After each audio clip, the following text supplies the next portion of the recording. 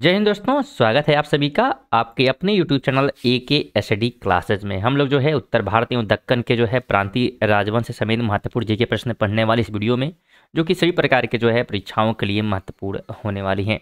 हम लोग जो है मध्यकालीन भारत के इतिहास पढ़ रहे हैं, जो कि टॉपिक वाइज चल रहा है। अगर आप लोग पीछे की वीडियो नहीं देखे हैं तो डिस्क्रिप्शन में जो है प्लेलिस्ट का लिंक दिया गया, इसे रीड करके जो है आप बाकी वीडियो को देख सकते हैं। चलिए वीडियो की शुरुआत करें। अगर हम बात करें पहले प्रश्न की, तो पहला प्रश्न है, निम्नलिखित में से कश्मीर के किस शासक ने जो है जजिया और गौ हत्या को समाप्त किया था? ऑप्शन दिए गए हैं, सिकंदर शाह है, शमसुद्दीन शाह है, हैदर शाह या जैनुल आबिदीन है। अगर आपको आंसर पता है तो आप लोग जो है आंसर कमेंट बॉक्स में बताते हुए चल सकते हैं।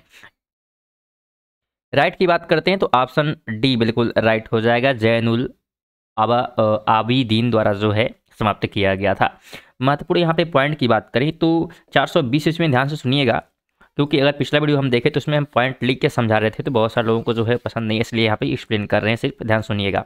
तो 420 ईस्वी में जो है अली शाह का जो भाई था शाही खां जैन उल आबिदीन के जो है नाम से कश्मीर के सिंहासन पर बैठा। वह जो है कश्मीर का सबसे महान शासक हुआ।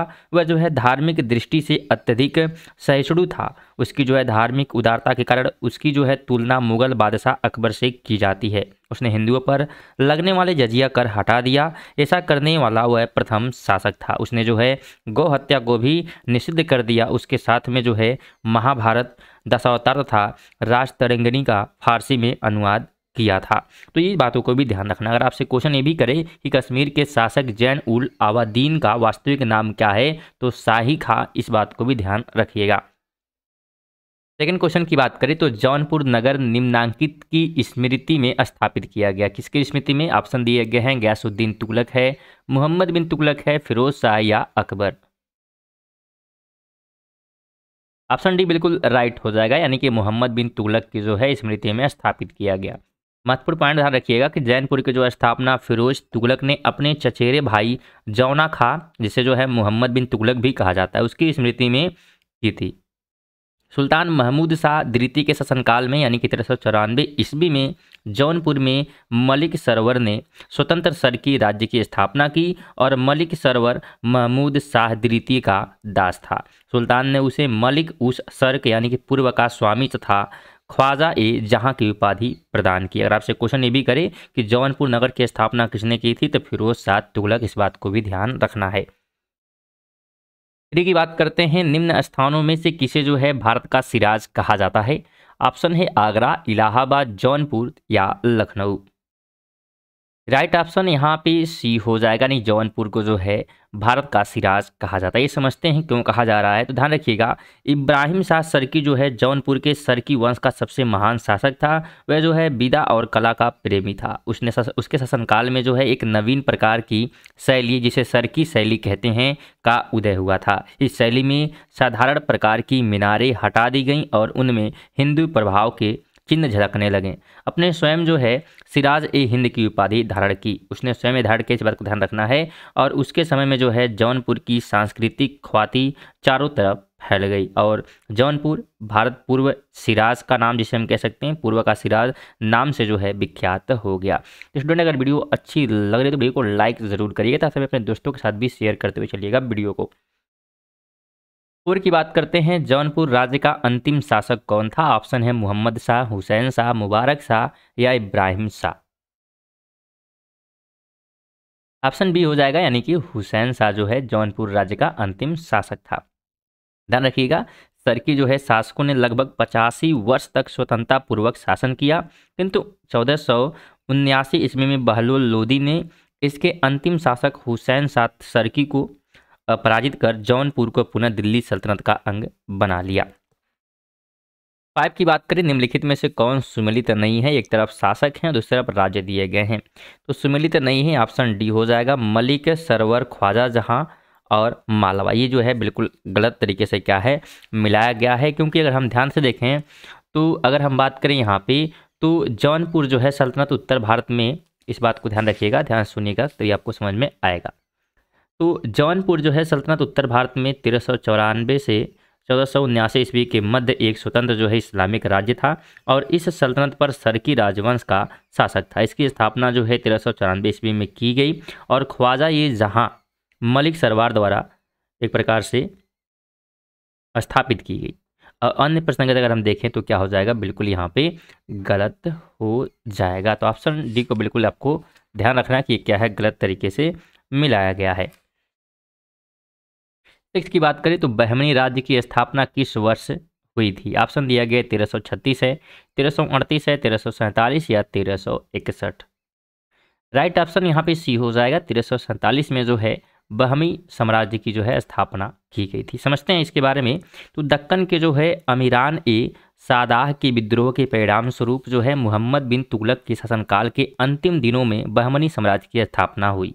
जफर खां, जिसे हसन गंगू भी कहते हैं, नामक एक सरदार अलाउद्दीन हसन बहमन शाह की उपाधि धारण करके 1347 ईस्वी में सिंहासनरूढ़ हुआ और बहमनी साम्राज्य की नींव डाली। उसने जो है गुलबर्गा को अपने नव स्थापित साम्राज्य की राजधानी बनाया तथा उसका नाम अहसानाबाद रखा। अगर आपसे क्वेश्चन ये भी करे कि दक्षिण में बहमनी राज्य का संस्थापक निम्न में से कौन था, तो हसन गंगू, इस बात को भी ध्यान रखना है।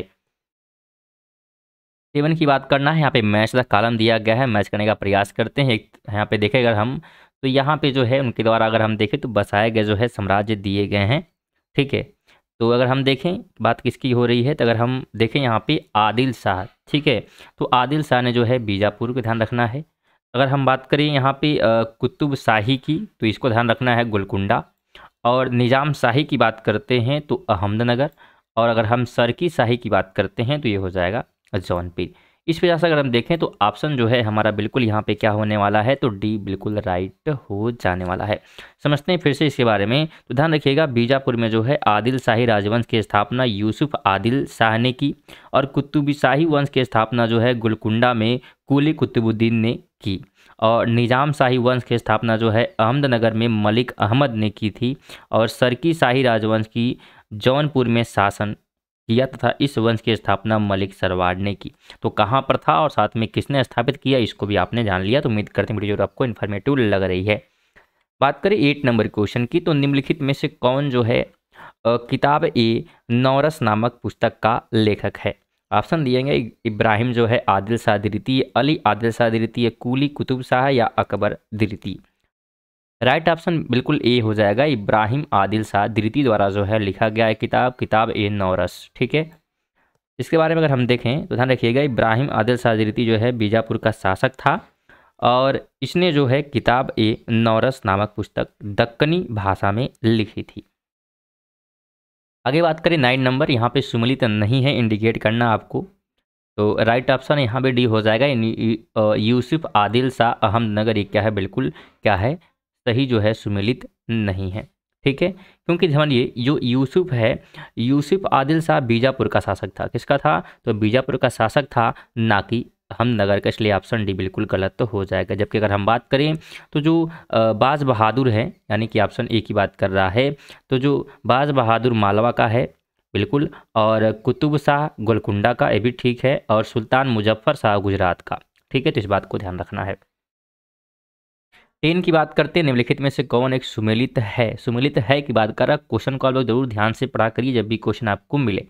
यहाँ पे जो है ऑप्शन 2 बिल्कुल सही हो जाएंगे, यानी कि बी भी सही हो जाएगा और इसी के साथ जो है डी भी सही हो जाएगा कि पांड्या मदुरई और साथ में होसल द्वार समुद्र। ठीक है, समझते हैं कैसे। तो ध्यान रखिएगा, होयसल वंश की राजधानी जो है द्वार समुद्र थी, और जबकि काकतीय वंश की बात करें अगर हम, तो काकतीय वंश की राजधानी जो है वारंगल। ठीक है, वारंगल था। यादव वंश की राजधानी देवगिरी में थी। और पांड्यन वंश की बात करें तो पांड्यन वंश की जो है प्रारंभिक राजधानी कोरकई में अवस्थित थी, जिसके बाद में मदुरा जो है स्थानांतरित कर दिया गया। ठीक है, तो इस बात को भी ध्यान रखना है। 11 की बात करें, निम्नलिखित युग्मों में कौन सही सुमेलित नहीं है? एक तरफ रियासत है, एक तरफ शासक दिए गए हैं। इस हिसाब से देखें तो ऑप्शन बी बिल्कुल राइट हो जाएगा, यानी कि वारंगल और रामचंद्र देव। ठीक है, ये क्या है, सही सुमेलित नहीं है। समझते हैं कैसे। तो अलाउद्दीन खिलजी के जो है दक्षिण भारत पर आक्रमण के समय देवगिरी का शासक जो है रामचंद्र देव था, और रामचंद्र देव की मृत्यु के बाद उनका पुत्र शंकर देव शासक बना। तेलंगाना में काकतीय वंश का शासक था और यहाँ का शासक जो है प्रताप रुद्रदेव द्वितीय था। इसकी राजधानी जो है वारंगल थी और शेष अन्य विकल्प क्या हो जाएंगे, बिल्कुल सही सम्मिलित हो जाएंगे। इस बात को भी ध्यान रखना है, तो सभी विकल्प को भी आपको ध्यान से पढ़ लेना है। 12 की बात करें तो होयसलों की प्राचीन राजधानी द्वार समुद्र का वर्तमान नाम बताना है। सिंगेरी है, बेलूरू है, हलेबीड है या सोमनाथपुर है। तो राइट ऑप्शन बिल्कुल सी हो जाएगा, यानी कि हलेबीड। ध्यान रखिएगा, होयसल राजवंश की राजधानी जो है द्वार समुद्र का वर्तमान नाम हलेबीड है और जो कर्नाटक के हासन जिले में है और इसकी ख्याति जो है इसकी स्थापत्य की विरासत के कारण है। और हलेबीड की वर्तमान मंदिरों में होयसलेश्वर का प्राचीन मंदिर विख्यात है। यह मंदिर जो है 12 से 13वीं सदी का है। अगर आपसे क्वेश्चन ये भी करे कि द्वार समुद्र किस राजवंश की राजधानी है तो होयसल, इस बात को भी ध्यान रखना है। 13 की बात करें तो मैच द कॉलम दिया गया, एक तरफ राजवंश है, दूसरी तरफ क्या है तो राजधानियां दी गई हैं। मैच करते हैं अगर हम बात करें पल्लव की तो पल्लव का जो है बिल्कुल काची हो जाएगा ऑप्शन सेकंड में। पांड्यन की बात करते हैं तो ये हो जाएगा मदुरा। और अगर यादव की बात करते हैं तो ये क्या हो जाएगा देवगिरी। और अगर हम काकती की बात करते हैं तो बिल्कुल वारंगल हो जाएगा। इस हिसाब से अगर हम राइट ऑप्शन की बात करते हैं तो बिल्कुल यहाँ पे बी हमारा राइट होने वाला है। आपको ध्यान से क्वेश्चन के बराबर पढ़ लेना है। चलिए 14 की बात करते हैं, निम्नलिखित युग्मों में कौन सही सुमेलित नहीं है। नहीं है की बात कर रहा है तो अगर हम ध्यान से देखें तो बिल्कुल यहाँ पे ये जो है सही सुमेलित नहीं होगा, अदीना मस्जिद मांडू। ठीक है, समझते हैं कैसे। तो ध्यान रखिएगा, पश्चिम बंगाल के जो है पांडु स्थित अदीना मस्जिद एक प्रसिद्ध जो है भग्नावशेष है जिसे 1360 ईस्वी के आसपास बंगाल के शासक सिकंदर शाह के शासनकाल में निर्मित किया गया था। और अन्य प्रश्न क्या हो जाएंगे, बिल्कुल सही सम्मिलित हो जाएंगे। यानी अगर हम बात करें लाल दरवाजा मस्जिद तो जौनपुर बिल्कुल ठीक है, और दाखिल दरवाजा जो है गौड़, और अगर 3 दरवाजा की बात करेंगे तो अहमदाबाद, बाकी ठीक है, लेकिन ऑप्शन ए बिल्कुल गलत तो हो जाएगा। 15 की बात करते हैं, महजदा कालम दिया गया, एक तरफ स्मारक है, दूसरी तरफ उसके निर्माता दिए गए हैं। अगर हम बात करें यहाँ पे अटाला देवी मस्जिद की, ठीक है, तो ये जो है इब्राहिम शाही सरकी द्वारा जो है एक प्रकार से बनाया गया। अगर हम छोटा जो है सोना मस्जिद की बात करेंगे तो ये जो है वली मोहम्मद द्वारा बनाया गया। और कदम रसूल की बात करते हैं तो ये जो है नुसरत शाह द्वारा। और अदीना मस्जिद पांड्यों की बात करें तो सिकंदर शाह द्वारा क्या है तो निर्मित कराया गया। इस हिसाब से अगर हम राइट की बात करते हैं तो बिल्कुल यहाँ पे बी राइट हो जाने वाला है। आगे 16 की बात करें तो दक्षिण भारत के पोलीगार कौन थे। ऑप्शन है साधारण जमींदार हैं, महाजन है, क्षेत्रीय प्रशासकीय और सैन्य नियंत्रक या नवद नाट्य व्यापारी। तो राइट ऑप्शन यहाँ भी सी हो जाएगा, यानी कि क्षेत्रीय जो है शासकीय और सैन्य नियंत्रक हैं। इसके बारे में अगर हम ध्यान से देखें तो पोलीगार एक जो है, सॉरी दोस्तों, पोलीगार जो है एक सामंतवादी उपाधि थी जो दक्षिण भारत के नायक शासकों द्वारा 16वीं से 18वीं शताब्दी के दौरान नियुक्त किए गए क्षेत्रीय प्रशासकीय और सैन्य जो है नियंत्रकों के एक वर्ग को प्रदान की गई थी। 17 की बात करते हैं, यहाँ पे अधिकारी और कार्य दिए गए हैं, आपको मैच करना है। तो अगर हम बात करें यहाँ पे तलार जो है इसका कार्य क्या है, अधिकारी एक तलार है, इसका कार्य जो है रात्रि में जो है, ये देखिए थोड़ा सा कैसे मैच हो गया, तो लग रहा है कि कोई नदी बह रही है, फिर से मैच करने का प्रयास करते हैं।